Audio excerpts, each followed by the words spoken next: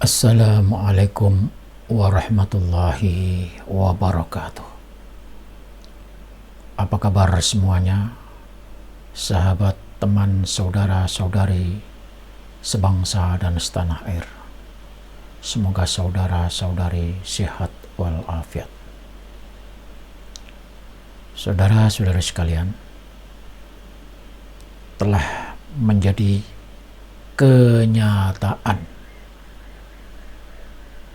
dan kenyataan ini jauh sudah kami prediksi bahwa pengurus besar Nahdlatul Ulama telah memelihara kethek dan monyet ikut bergabung di rumah Nahdlatul Ulama, diberi makan, diberi minum, berak dikasih tempat, tidur dikasih tempat, cari makan dibebaskan, dan pada akhirnya menguasai Nahdlatul Ulama dari dalam. Setelah menguasai, mengacak-acak, dan begitu muncul protes dari masyarakat warga Nahdlatul Ulama, pengurus baru sadar ternyata selama ini memelihara monyet tidak menguntungkan, tetapi justru membuat rusak. Bukan saja rusak pengurus Nahdlatul Ulama, tetapi rumah yang semula dipiara dengan baik diacak-acak dan dirusak. Ketika kepungahan, kebejatan, kejahatan telah terjadi, di mana orang yang selama ini dipiara dan diberi makan malah mau menguasai, lalu dilakukan tindakan, dilakukan penertiban, dipecat dari pengurus Jam'iyah At-Thariqah An-Nahdiyah Al-Mu'tabarah atau Jatman, dan ujungnya setelah keluar sekarang ada di luar membuat kegiatan yang isinya adalah merusak, mempengaruhi orang-orang Nahdlatul Ulama yang selama ini berada di bawah ketiaknya Habib Lutfi bin Yahya. Bahkan salah seorang mantan pengurus dengan nyata dan rela menjadi jongos duduk bersebelahan dengan Habib Lutfi bin Yahya. Kalau dulu berteriak-teriak siapapun yang akan memecah belah Nahdlatul Ulama, itu berarti telah melawan Habib Lutfi. Ternyata sekarang begitu dia ketahuan belangnya, kejahatannya terbongkar, dipecat dari Nahdlatul Ulama, sekarang dia yang mengacak-acak, yang merusak, bahkan tidak mustahil nanti akan membuat NO tandingan.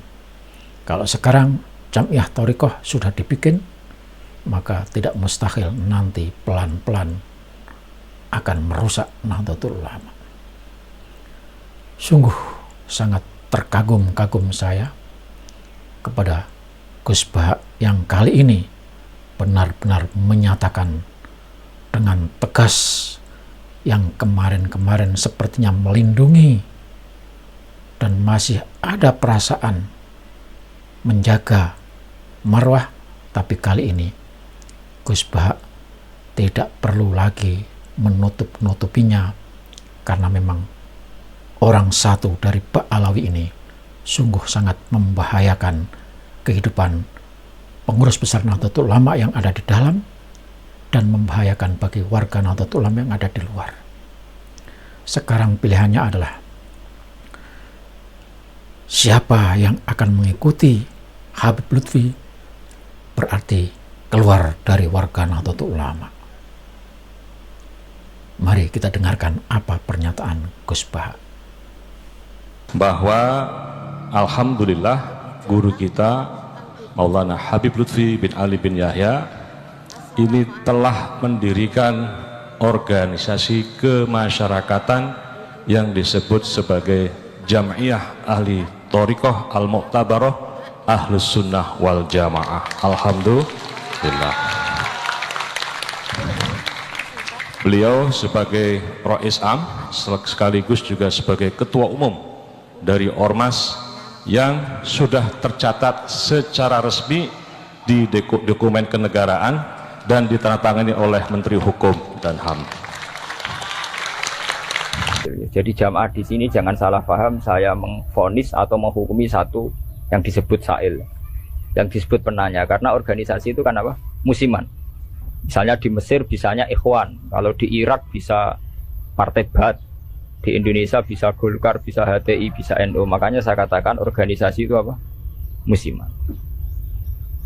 Jadi yang saya tanyakan kayak HTI itu tentang niat ingin mempersatukan umat Islam sedunia. Saya pikir semua umat Islam tiap kiai masih pas tukaran lah ya tetap muni waqtasimu bihablillahi jami'a wala tafar. Kiai PKB nak pidato, kiai saiki do pecah. Orang lakoni waqtasimu bihablillahi jami'an wala tafar. Sama HTI juga gitu. Dengan dia bikin organisasi sendiri, tidak mau ikut NU atau Muhammadiyah, bukti dia sendiri bikin perpecahan kan. Kalau dia hati legowo ngapain tidak milih yang sudah ada dan berjalan? Karena bikin organisasi baru itu sekedar diterima itu sak penggawean. Gamane cara Jawa krungu liyane NU mbek Muhammadiyah wis jinjo. Wis napa? Jinjo, mergo gak populer. Kurang hebatnya FPI. FPI itu dipimpin oleh seorang Habib yang misinya jelas nahi mungkar. Itu di Jakarta juga ada kuat besar. Kalau niat baik semua umat Islam sedunia punya niat baik semua. Tapi pada level teknis atau kefiyah apa mungkin? Paling banter sebatas ini. Belum gitu sampai saya penggali. Di Indonesia menurut kula pribadi. Kula nu cocok ra cocok, cara ditakoki pangeran hak ke organisasi apa? Kula hanya milih di antara dua, NU atau Muhammadiyah. Untuk konteks Indonesia loh. Karena secara umum Rasulullah ngendikan bahwa kamu harus mengikuti al-jamaah. Fa inna yadawahi ma'al jamaah. Karena bikin yang baru-baru ini malah bingung kan. Setiap orang karena punya klaim fahamnya sendiri kemudian bikin. Ada HTI, ada jamaah tabligh, ada DI. Itu semua kan karena dari kekecewaan-kekecewaan itu. Tiap kecewa enggak? Nanti pengajian tafsir ya gitu. Makanya saya pakai Jalalain. Lain itu sudah ada pakai Jalalain. Kajian gini di UGM, di UI, di UI itu sudah pakai Quran langsung. Ya ini kayak MTA itu Majelis Tafsir Al-Quran. Ya fahamnya macam-macam. Wong MTA teng Solo ini konten sing darani asu itu tidak apa-apa anjing. Karena di Quran yang diharamkan hanya celek.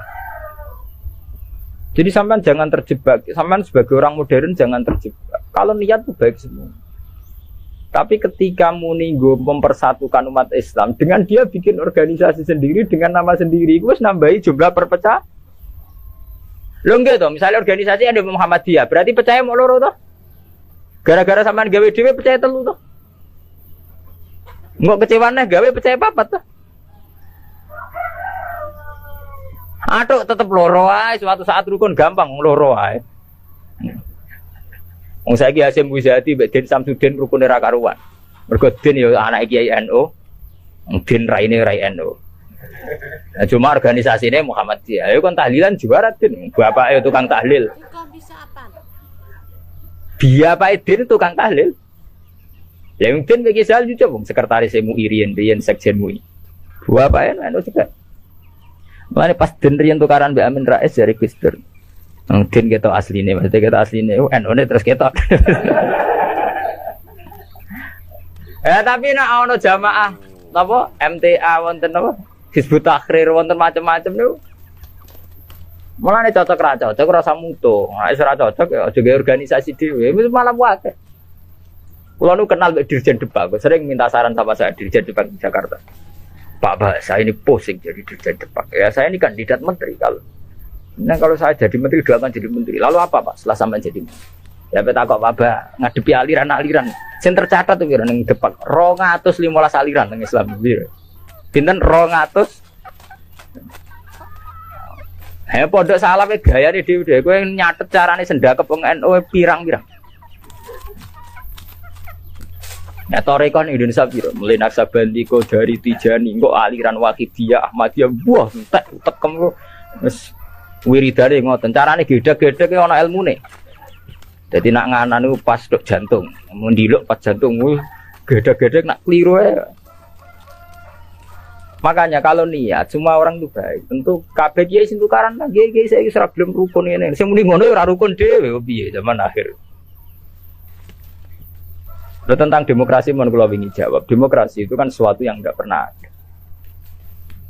Ada orang Amerika bilang, Mbak, di Amerika demokrasi apa? Partai hanya ada 2. APG partai liya ya serai. Di Amerika itu hanya ada Republik dan Demokrat. Banyak pakar-pakar demokrasi di Amerika itu. Negara demokrasi sejati itu Iran, partainya nganti 200. Amerika itu kan demokrasi, tapi orang tidak punya pilihan. Mau tidak mau ya harus Demokrat atau Republik. Demokrasi itu kan orang boleh menentukan pilihannya sendiri. Tapi kan orang itu kumpul orang baik. Makanya di Inggris itu pernah jadi polemik begini. Pemilik tanah itu boleh ngelola tanah semaunya. Tapi misalnya sekarang terbigai contoh no seniman gawe WC nang arep omah terbuka. Jadi nak nguyah ngising ya udah ning tanahe dhewe. Lah tanggane nyoal gak iso wong ning tanahe. Akhirnya dirubah konstitusinya.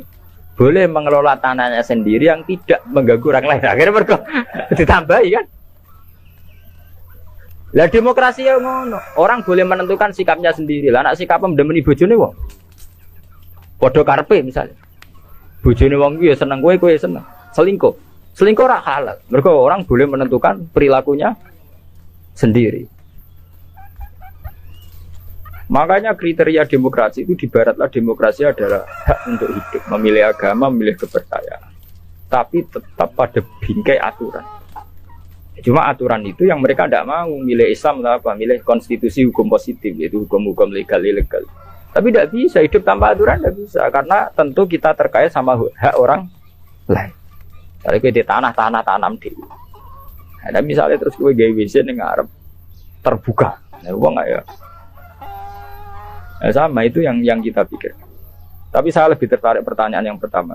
Jadi sampean jangan pernah ya tertipu oleh berbagai jargon organisasi baru yang ingin bikin lebih baik. Karena itu hanya jargon saja, hanya kampanye saja. Faktanya tidak mudah. Wong NU yang wis suwi lahir, Muhammadiyah suwi lahir kepengen ideal atau ideal? Pemenang organisasi hanya NU lahir mulai Bahasim. Iku wae proklamasi ini napa jenenge peresmiane. Lahirnya sedurunge zaman tahun 11 zaman Syekh Doni Mekah, golongane Mbah Muhaimin, golongane Mbah Hasim zaman Gamal Samratul Raudhah teng Mekah. Niku ora tau ideal. Muhammadiyah ora tau ideal, pemenang gawe anyar. Lah kados HTI ini aku lo kenal baca HTI, sampean apa ngamat? Aku akrab sedanten kanca-kanca kula HTI ini ku atas sing kenal lho. Genane wanita-wanita HTI ku demo pro poligami.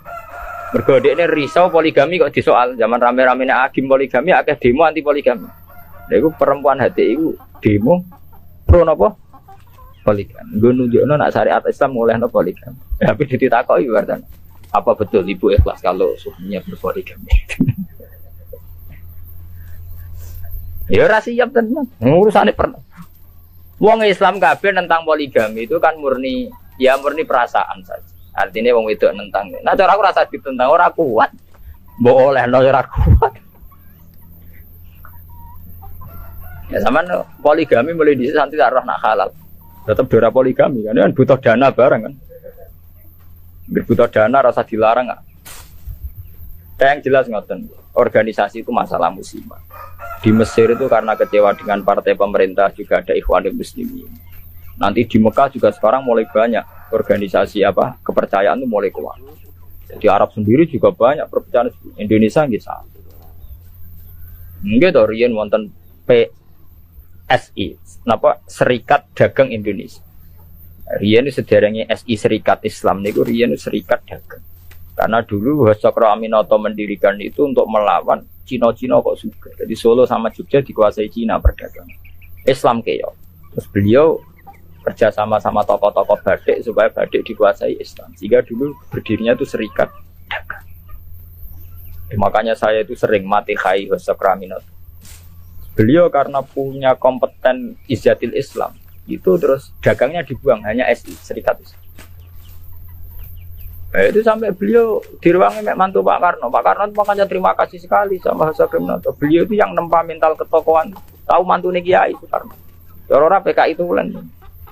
Fahamis komunis. Beliau itu kan terima paham komunis. Beliau itu Muslim, tapi menerima paham komunis. Sampai sempat bikin negara sing jenenge napa NASA. Itu dalilnya ingin ke persatuan. Makanya yang sampean ingat saat Soekarno bikin Nasakom, dalilnya juga persatuan. Karena bagaimana mungkin sebuah negara dengan pemilih sekian juta kok kita hapus? Paham komunis di Indonesia itu sekian juta, masa kita hapus? Atas nama demokrasi karena PKI partai besar kita rangkul. Soekarno bikin negara yang bernama Nasakom di bawah Nasional Komunis Islam. Tapi apa yang terjadi? Justru dengan mengadopsi Nasakom itu, justru dengan menerima PKI malah terjadi berdarah. Itu harus jadi pelajaran.